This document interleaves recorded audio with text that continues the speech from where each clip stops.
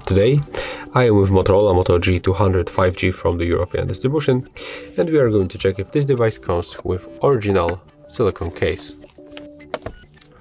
As you can see here, we can find this kind of the protection.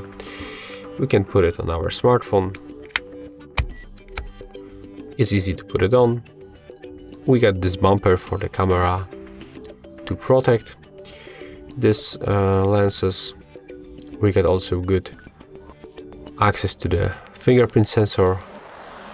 At the bottom we can find cutout for USB-C input and for the speakers. So yeah, that's all. If you find this video helpful, remember to leave a like, comment and subscribe.